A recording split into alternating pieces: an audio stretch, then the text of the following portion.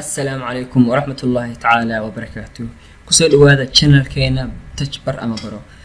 مرك 10 كلمات وحنا نقول يا سيد الله صحة وقتي كمبيوترك. مرك ماشان وماش وكاسو مقن وقتي كمبيوترك حتى وقتي أو خلطين وحولي هي واشنتي صدحت من AM تدوّر بش تدوّراتين تدوّر لو كسرتونك. مرك هدي أنا بحنا أنا صحوا وحقيبنا الله وضو أنت بدن. وحان تعمل Windows keyboard أما وحتى كنا ماشان تعمل starting كده نحاول كده time and setting لكن ماشان أيوه نوصل بحياة مركا ينوصل بحه مرتا waxaa ka bedeli karnaa waqtiga iyo saacada wada kale ayaan mari karnaa waxaan tii karnaa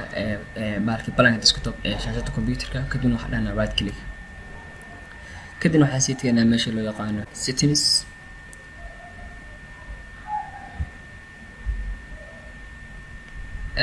meesha marka taagana kadibna waxaan sii aadaysaa home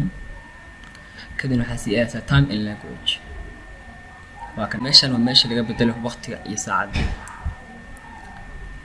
sidoo kale waxaad tegi kartaa meeshan kadib waxaad dhahaysaa setting sumajid marka yani settingka ayaad ka sixi kartaa marka time and language sumar waqtiga sida loo saxayaa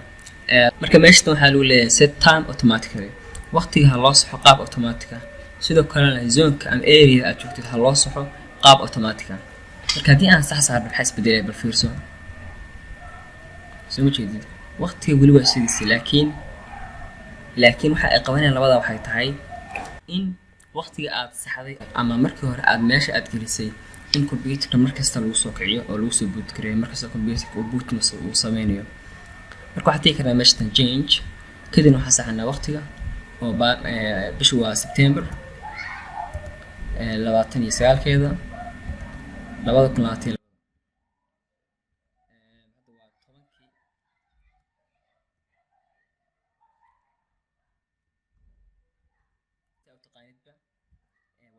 هيك marka waxaan sii karnaa marka zone-ka badanaa zone-ka waxaa jira meelo anaga nagu xiran sida Nairobi iyo Moscow wadamadaas oo kale marka hadda saxad waa saaran kartaa hadda hadii aad sax saaratid dheedkan hadda noocan aad samaysatay ma laga bedeli doono sidoo kale waxaad tegi kartaa meesha region oo saxay gobolka ama meesha aad joogtid marka meesha hadda aan joogo waa Soomaaliya balkii current format-ka ama luqadda وباك United States ولا English United States فبدل كره waxaa ka dhigi karaa Soomaali Djibouti tan doorto kale meesha soo jeed meesha waxa ku bilaabanaysa Sabti ku bilaabanaysa yani maanta oo horeysay asbuuc waa Sabti kalendarka waa noocaas Khamiis bisha 9 2022 marka hadda ka dhigto saaran Soomaali Ethiopian wuxuu leeyahay axad wax noocaas u soo saaraya sidoo kale Soomaali Kenyan waxa uu leeyahay maanta oo horeysay asbuuc waa axad u yaqaanaan midka Soomaaliga caadiga ah wuxuu leeyahay maalinta ugu asbuuc waxa uu yaqaanaan isniin marka Soomaali Djibouti baa u soo dhawaa Soomaaliya hadii la rabo laakiin ana waxa la qabsaday waa English United States marka taas waa habka ugu fudud oo aad u bedeli kartid waqtiga iyo saacada computerka.